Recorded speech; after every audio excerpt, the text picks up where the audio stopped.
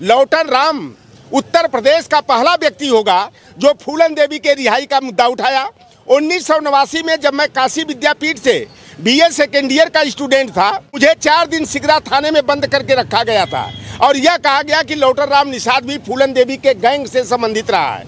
और मैंने कहा मेरा स्कूलिंग रिकॉर्ड निकाल कर देख लो। आरोप लगा था कि उनके गैंग, मैं उसी गैंग का हूँ। अच्छा। तो मैंने कहा कि मेरा कभी उस आंदोलन से पहले कभी जंगल या जेल में फूलन देवी से मिलने गए? मैं ग्वालियर जेल में मिलने गया था। संजय निषाद ने कोई उनकी रिहाई को लेकर के, उनको जो है उनके किसी प्रताड़ना को लेकर के कोई संघर्ष किया, कोई आंदोलन किया? कर रहा था कि फूलन देवी की हत्या सपाहियों ने कराया। समाजवादी पार्टी ने ही फूलन देवी को जो है फर्श से उठाकर अर्श पर पहुंचाने का काम किया, अंतर्राष्ट्रीय पटल पर निषाद समाज का नाम बढ़ाने का काम किया। मैं इस बदतमीज से, इस जो है गंवार से पूछना चाहता हूं कि तुम एकलव्य सेना के बारे में, फूलन देवी के बारे में कितना जानते हो? बताइए कि ये कह रहे हैं कि एकलव्य सेना ठीक इनकी हत्या के 27 दिन पहले बनी थी, 27 दिन के अंदर इनकी हत्या हो गई। एकलव्य सेना आप बता रहे हैं 1994 में मैं उस संस्था का प्रदेश का महासचिव था। नमक हराम जिस थाली में खाया उसी थाली में छेद करने वाला टपोरी जो है, यह समाजवादी पार्टी पर इस तरह का आरोप लगा रहा है। संजय निषाद, तुम्हें बढ़ाने में सबसे बड़ा योगदान है तो समाजवादी पार्टी का योगदान है। अरे तुम टपोरी, तुम्हारी हैसियत वही पुलिस की दलाली थी।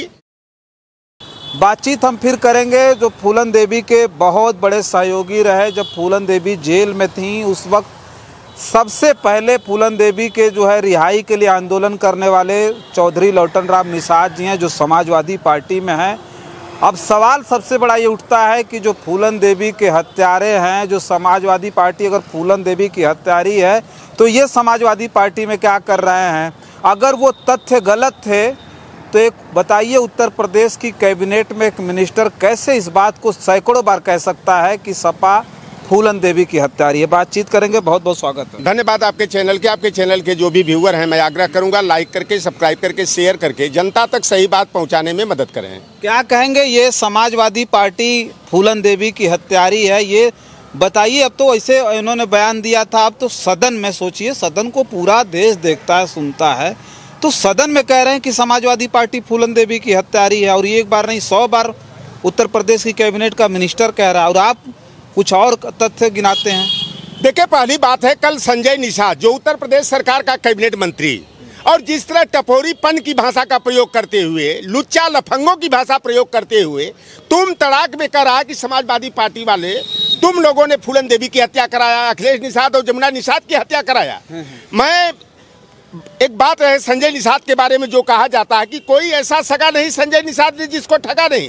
ये इतना नमक हराम व्यक्ति है, हरामखोर है कि जिसने इस व्यक्ति को सह देने का काम किया, उन्हीं को जो है आरोपित करने का काम किया। संजय निषाद जो आज कह रहे हैं कि फूलन देवी और जमुना निषाद, अखिलेश निषाद की हत्या की बात है, लौटन राम उत्तर प्रदेश का पहला व्यक्ति होगा जो फूलन देवी के रिहाई का मुद्दा उठाया। 1989 में जब मैं काशी विद्यापीठ से बीए सेकेंड ईयर का स्टूडेंट था और मैंने जब अखबारों में खबर छपवाया कि जब दर्शन सिंह, मोहर सिंह, मलखान सिंह, दर्शन सिंह के सारे मुकदमे वापस लेकर के उनके पुनर्वास की व्यवस्था की गई, तो फूलन देवी जिसकी आबरू दरिंदों, आतताइयों, सामंती ठाकुरों ने लूटा, उस फूलन देवी की रिहाई और पुनर्वास की व्यवस्था क्यों नहीं? मुझे 4 दिन सिगरा थाने में बंद करके रखा गया था और यह कहा गया कि लौटन राम निषाद भी फूलन देवी के गैंग से संबंधित रहा है। और मैंने कहा मेरा स्कूलिंग रिकॉर्ड निकाल कर देख लो। आरोप लगा था कि उनके गैंग, मैं उसी गैंग का हूँ। अच्छा। तो मैंने कहा कि मेरा कभी उस आंदोलन से पहले कभी जंगल या जेल में फूलन देवी से मिलने गए? मैं ग्वालियर जेल में मिलने गया था। अच्छा। मैं मार्च 1989 में मैं रामचंद्र कश्यप एडवोकेट एक थे, एक हजारा सिंह थे, पंजाब के रहने वाले, इन लोगों के साथ मैं ग्वालियर जेल में फूलन देवी से मिला था। और फूलन देवी ने बड़ा मर्माहत होकर के, दुखी होकर के कहा कि भैया आज मेरे आगे पीछे कोई नहीं है, आज मेरे रिहाई की कोई मुद्दा नहीं उठाता, मेरे ऊपर मुकदमा भी नहीं चलाया गया, कोई सजा नहीं हुई और मैं 10 बरस से अधिक का समय हो गया मैं यातना झेल रही हूँ। इसके बाद आने के बाद मैं फूलन देवी के हर कार्यक्रम में मैं रिहाई का मुद्दा उठाता था। और मुझे सिगरा थाने में जब बंद किया गया और मैंने कहा 3 से लेकर आज तक मेरा स्कूलिंग रिकॉर्ड देख लीजिए, 3.5 दिन से ज़्यादा मैं कभी स्कूल में गैर हाजिर नहीं रहा हूँ।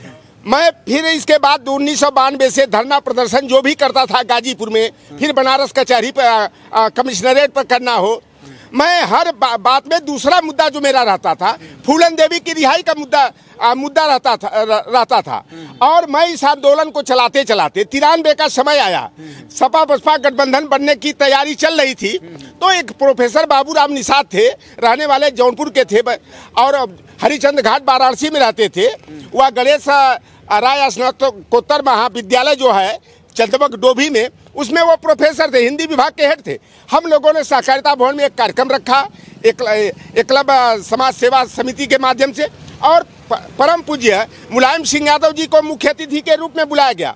और हम लोगों ने जो 5 एजेंडे थे उसमें फूलन देवी की रिहाई का भी मुद्दा था। और नेताजी ने कहा था कि शायद सरकार भविष्य में बने, और मैं हो सकता है कि आज जो मुद्दा रखा गया मैं भूल जाऊंगा, जब समय आए मेरी सरकार बने तो मेरे सामने इस मुद्दों को रख देना और मैं इन मुद्दों को हल करने का काम करूंगा। 1993 में सपा बसपा गठबंधन बना, सपा बसपा गठबंधन की सरकार बनी और परम पूज्य नेताजी उत्तर प्रदेश के मुख्यमंत्री बने। 20 जनवरी 1994 को बेगम हजरत महल पार्क में हम लोगों ने बहुत बड़ी रैली कराया। राष्ट्रीय निषाद संघ के जो है कि प्रदेश अध्यक्ष और उत्तर प्रदेश सरकार में मत्स्य और पशुपालन मंत्री मनोहर लाल जी थे, विशंबर निषाद मंत्री थे, रामकिशोर बिंद जी थे, धनीराम वर्मा विधानसभा अध्यक्ष थे। सारे लोगों के सहयोग से बहुत बड़ी रैली हुई और वहां पर इतनी ज्यादा भीड़ जुट गई, जाड़े का मौसम, कड़ाके की ठंड, शीतलहरी चल रही थी, और जिस रोड पर देखिए निषादों का, कश्यपों का हुजूम उमड़ पड़ा था। और नेताजी ने इतनी बड़ी भीड़ देख करके उन्होंने मंच पर चढ़ते ही कहा कि आज निषाद समाज के लोग जो कुछ भी हमसे मांगेंगे आज मैं दे करके रहूंगा। और नेताजी के बारे में जो कहा जाता है कि नेताजी ने जो कहा वह करके दिखाया। और नेताजी ने आगे पीछे नहीं सोचा कि फूलन देवी के रिहा करने से कौन सा वर्ग नाराज हो जाएगा, कौन सा वर्ग जुटेगा। उन्होंने वादे के अनुसार कहा फूलन देवी के सारे मुकदमे वापस। 20 जनवरी को वादा किए और 20 फरवरी 1994 एक महीना के अंदर नेताजी ने कानूनी प्रक्रिया को पूरा करके फूलन देवी को जो है कि रिहा कराने का काम किए। और यह जो संजय निषाद है जो आरोप लगा रहे हैं कि तुम समाजवादियों ने संजय निषाद पे आ रहे थे, संजय निषाद ने कोई उनकी रिहाई को लेकर के, उनको जो है उनके किसी प्रताड़ना को लेकर के कोई संघर्ष किया, कोई आंदोलन किया? संजय निषाद को 2011 तक गोरखपुर के लोग जो है सामाजिक मंच पर बैठने नहीं देते थे। यह ठगी का काम करता था। वहाँ कच्ची दारू बनाते हैं कुछ हमारी बिरादरी के गरीब लोग हैं। ये करता क्या था कि पुलिस वालों को खबर देके मुखबिरी करके लोगों को गिरफ्तार कराता था और फिर जो है रिहा कराने के मुद्दे पर 10,000 रुपया लिया तो 5,000 थानेदार को देता था, 5,000 अपनी पॉकेट में रखता था। थाने चौकी की दलाली, ये दलाली करने का काम करता था। और ये जो है कि फर्जी डॉक्टर बन करके जो है वो जो पहले पुड़िया वाली दवाई दी जाती थी तो यही दवाई बांटने का काम करता था, अपने को ये डॉक्टर कहता। और संजय निषाद ऐसा लफंगा और गंवार कह लीजिए जो अपने को पॉलिटिकल गॉडफादर ऑफ फिशरमैन कहता है, महामना कहता है, और निषाद राज के साथ अपना फोटो लगाकर आरती उतरवा करके हमारे भोले भाले निषाद समाज को बेवकूफ बनाने का काम कर रहे हैं। कल जो संजय निषाद ने विधानसभा के अंदर जिस तरह से चिल्ला करके कर रहा था कि फूलन देवी की हत्या सपाइयों ने कराया, समाजवादी पार्टी ने ही फूलन देवी को जो है फर्श से उठाकर अर्श पर पहुंचाने का काम किया, अंतर्राष्ट्रीय पटल पर निषाद समाज का नाम बढ़ाने का काम किया, फूलन देवी को जीवन दान और मान सम्मान की जिंदगी जीने का अवसर दिया। 1996 में चुनाव लड़ा समाजवादी पार्टी ने और मिर्जापुर भदोही से फूलन देवी ऐसे ठाकुर वीरेंद्र सिंह पहलवान जिसके दरवाजे से लोहार कुहार कुर्मी हो, काची हो, यादव हो साइकिल पर चढ़ के नहीं जा पाते थे, जूता चप्पल पहन करके नहीं जा पाते थे, उस वीरेंद्र सिंह मस्त को फूलन देवी ने हरा करके देश की सबसे बड़ी पंचायत में पहुंची। ये संजय निषाद कल एक बात कर रहा था कि एकलव्य सेना नाम से वह पार्टी बनाई समाजवादी पार्टी से अलग होकर के, और फूलन देवी ने पार्टी जब बनाया तो 27 दिन के अंदर समाजवादी पार्टी वालों ने हत्या करा दिया। मैं इस बदतमीज से, इस जो है गंवार से पूछना चाहता हूं कि तुम एकलव्य सेना के बारे में, फूलन देवी के बारे में कितना जानते हो? फूलन देवी जब ग्वालियर जेल से बाहर आई तो गंगाचरण राजपूत जो जनता दल के से सांसद हमीरपुर से थे और बाद में भारतीय जनता पार्टी से सांसद बने। उन्होंने एकलव्य सेना नाम का सामाजिक संस्था बनाया, न कि पार्टी बनाया।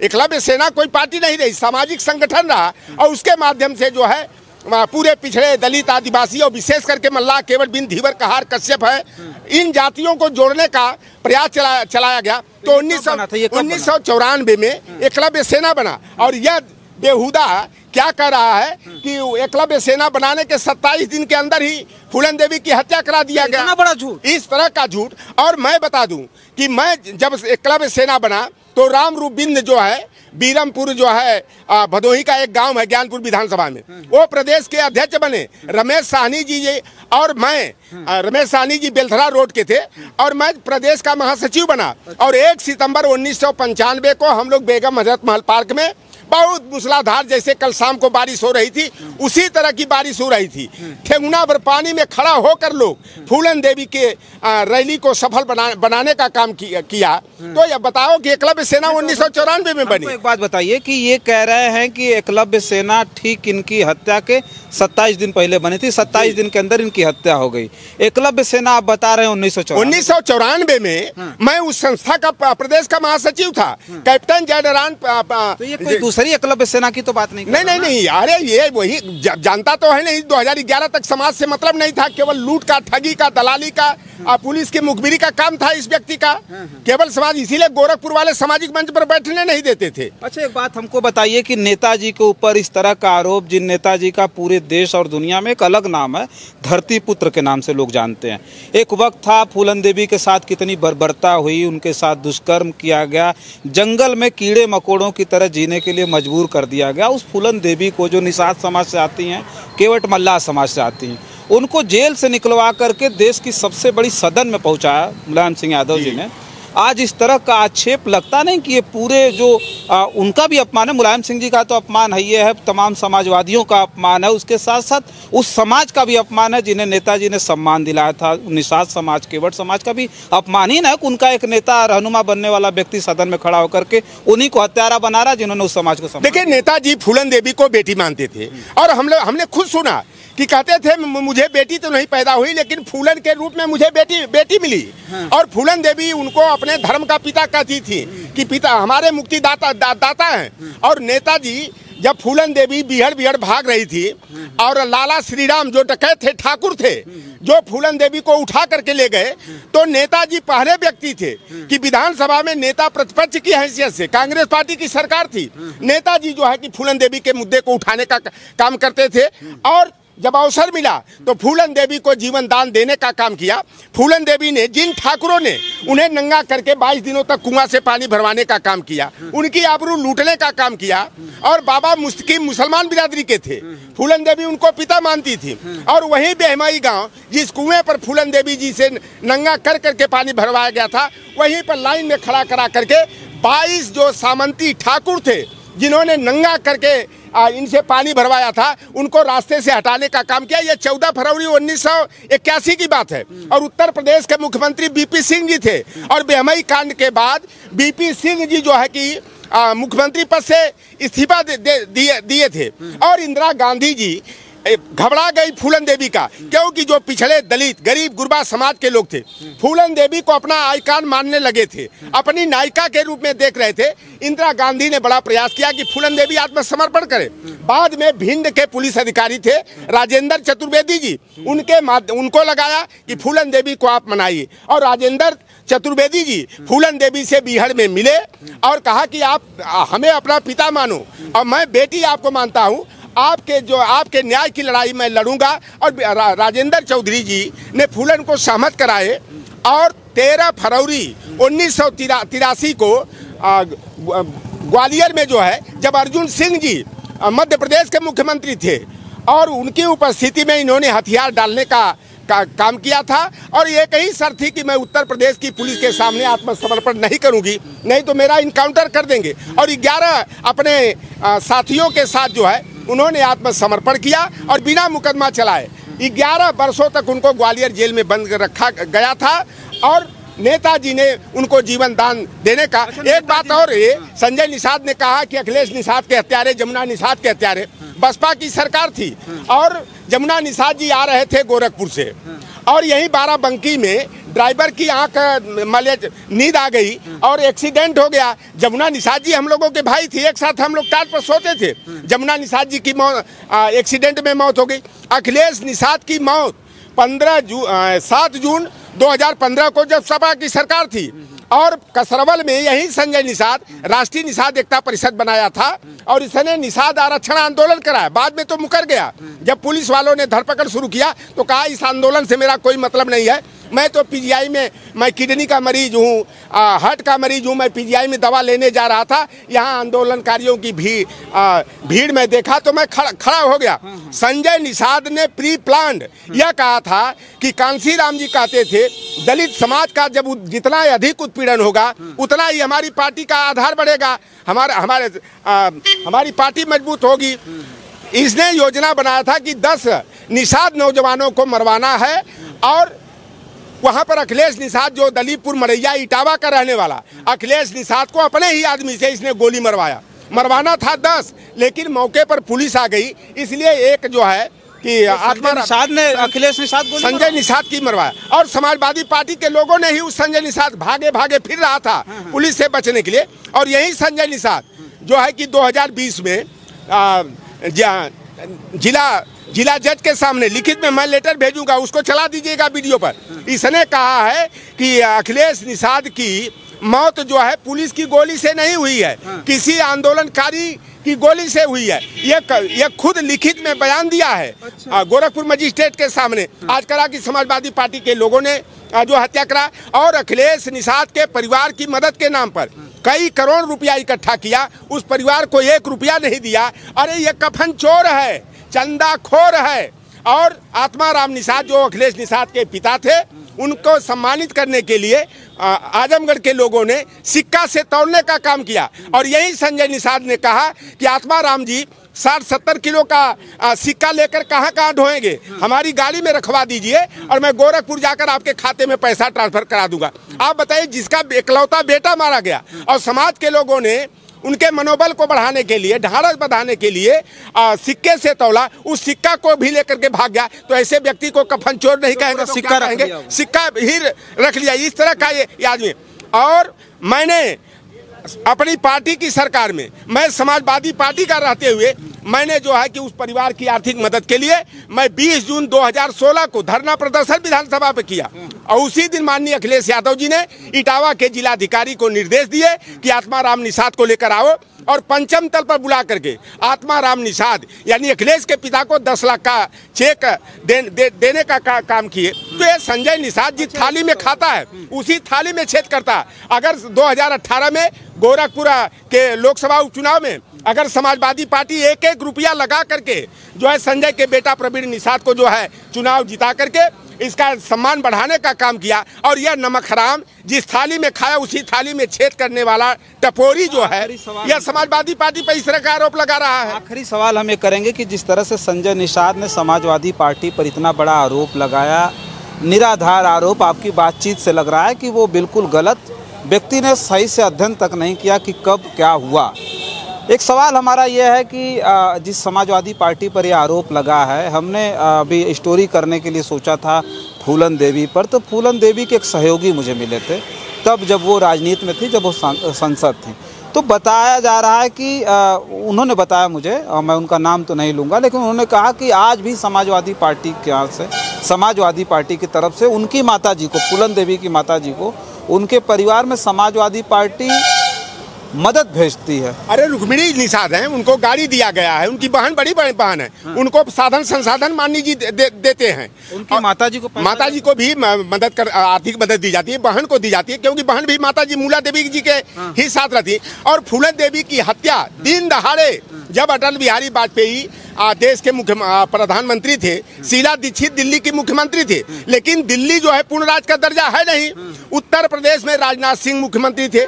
यह संजय निषाद हमारे भोले भाले बिंदमला केवट में घूम करके जाकर कहता है कि समाजवादी मुलायम सिंह यादव मुख्यमंत्री थे, फूलन देवी की सीबीआई जांच नहीं करा। अरे बेईमान, तो इस तरह के नीच, तुम्हें कखा का ज्ञान नहीं है। सीबीसीआईडी जांच जो है राज्य सरकार कराती है, और दिल्ली में जब मौत हुई तो दिल्ली की सरकार को पूर्ण अधिकार नहीं है गृह मंत्रालय उसके अधिकार में आता नहीं है।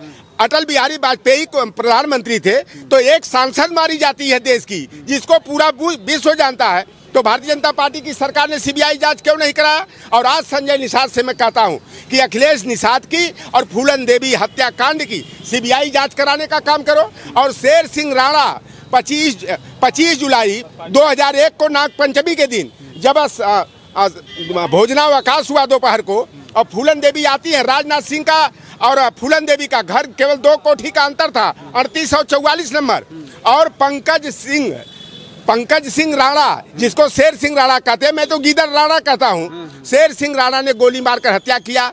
और उसने हरिद्वार में जब आत्मसमर्पण किया, उसने कहा कि मुझे कोई मलाल नहीं है, मैं फूलन की हत्या किया हूँ, मैं 22 ठाकुरों की जो हत्या बेहमई में फूलन ने किया था, उस हत्या का मैं बदला लिया हूँ और मुझे इसका कोई जो है पश्चाताप नहीं है। और उस पर आजीवन कारावास हुई और तिहाड़ जेल में बंद था। और जब नरेंद्र मोदी देश के प्रधानमंत्री बने, राजनाथ सिंह गृह मंत्री बने और उसको 14 दिन के पेरोल पर छोड़ा गया, जो छुट्टा सांड की तरह घूम रहा है। और 2018 के मध्य प्रदेश विधानसभा चुनाव में शेर सिंह राणा को भारतीय जनता पार्टी ने स्टार प्रचारक बनाया गया था। तो संजय निषाद, तुम्हें बढ़ाने में सबसे बड़ा योगदान है तो समाजवादी पार्टी का योगदान है। अरे तुम टपोरी, तुम्हारी हैसियत वही पुलिस की दलाली थी और चंदा लूटपाट का धंधा था। बसपा ने लूटपाट के कारण ही ओम प्रकाश राजभर को भगाया और संजय निषाद को भगाया। लेकिन कल जिस बौखलाहट में यह बोल रहा था, तो मैं पुनः कहता हूं, तुम्हारी अगर हैसियत है तो फूलन हत्याकांड और अखिलेश की मौत कैसे हुई उसकी सीबीआई जांच कराने की तुम मांग करो, उसके लिए तुम आंदोलन करें, तब जाने। क्योंकि ये तो जोगी के अभी आज भी अगर भारतीय जनता पार्टी से अलग हो जाए तुरंत यह जेल में जाएगा, क्योंकि अखिलेश निषाद की हत्या का षड्यंत्रकारी जो है यही है। 120B का जो है कि यह अपराधी है, इसका स्थान जेल में होना चाहिए। लेकिन जो है यह आत्मसमर्पण जोगी के यहाँ कर लिया, इसलिए जो है कि उत्तर प्रदेश के कैबिनेट में पहुंच करके जिस समाजवादी पार्टी ने इसका राजनीतिक कद बढ़ाने का काम किया, आज उसी पर जो है कि आरोप लगा करके अपमानित करने का काम कर रहा है, हमारे दिवंगत नेता पर उंगली उठाने का काम कर रहा है।